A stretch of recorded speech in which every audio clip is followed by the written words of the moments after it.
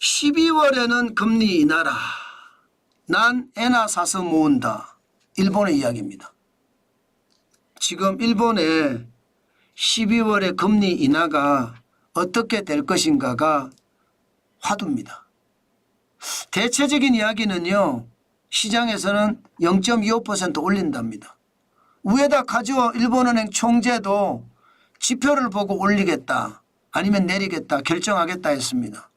그런데 그 우선 지표 하나가 나왔습니다. 일본의 근원 소비자 물가지수 10월에 2.4%입니다. 9월에 2.4%보다 내렸죠. 8월에 2.8%보다도 내렸습니다. 그런데 시장의 전망치보다는 높습니다. 시장의 전망치는 10월에 근원 소비자 물가지수가 2.2%가 될 거라고 예상을 했거든요. 그런데 2.2%가 안 되고 2.3%가 됐습니다. 그러니까 시장의 예측치보다 높으니까 일본의 기준금리를 올린다는 말도 신빙성이 점점 강해지겠죠. 마찬가지로 근원 소비자 물가지수가 아니라고 하더라도요. 소비자 물가지수도 일본은 지금 오르고 있거든요. 그런 것을 감안을 해보면 당연히 말입니다. 일본의 물가가 오른다. 이것은 결국 금리를 올린다. 이 말로 기결이 되는 겁니다. 당연히 그렇게 기결이 되지 않을까 싶어요. 그만큼 말입니다. 시장에서는 분위기가 달라진다는. 그렇게 되면 12월에 일본은 기준금리를 0.25% 정도 올릴 거라고 시장엔 예측을 합니다. 일본 경제도 좋잖아요.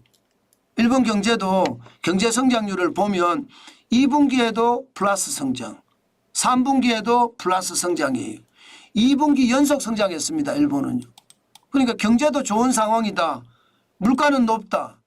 하나 할 수 있는 게 지금 일본은 결국 기준금리를 올리는 수밖에 없습니다.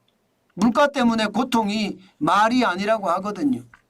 일본에 있는 지인들에게 이야기를 들어보면요. 한국이 물가 높다고? 아니야. 일본에 비하면 세 발의 피야. 이렇게 이야기하시는 분들이 있습니다. 우리가 엔화가 가치가 낮으니까 더 적은 원화를 주고 엔화를 사서 일본 여행을 해보니까 물가에 대한 인식이 그렇게 크지는 않는데요. 실제 일본에 사시는 사람들의 이야기를 들어보면 진짜 장난이 아니에요. 물가 장난 아니라고 이야기합니다. 그만큼 충격적이라고 이야기합니다. 그렇게 생각을 하면 뭐 성장률이 2분기에 0.8%, 3분기에 0.2% 성장했고요. 물가는 잡히기는 하지만 시장의 예측치보다 높고요. 그러면 금리 인하는 뭐 할 수밖에 없는 게 현실이 아닐까 그렇게 생각을 합니다.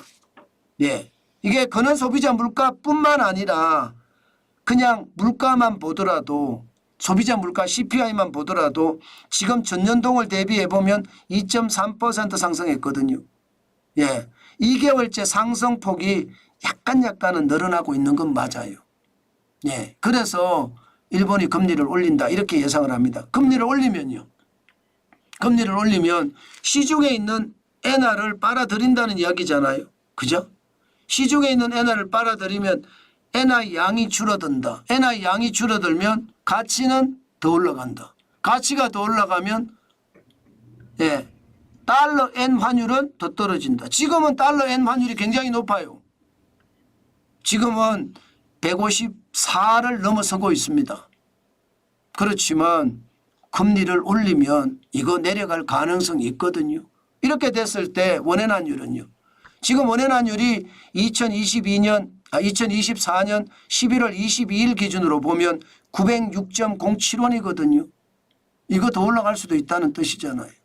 엔화가 강해지면 더 적은 원화를 주고 엔화를 살 때가 아니라 더 많은 원화를 주고 엔화를 사는 겁니다. 그럼 환율은 더 올라갈 수밖에 없겠죠. 저는 그래서 지금 엔화는요 900원이 내려가면 뭐 적은 돈이지만 10,000원씩 계속 모으고 있습니다. 뭐 앞으로도 900원이 내려갈 때는 계속 모을 거예요. 문제는 엔화는 장기전입니다. 장기전. 제가 봐서 단기전일 것 같지가 않아요. 때문에 여유 자금으로 반드시 하셔야 됩니다. 엔화는 계속 묶여 있을 가능성이 높거든요.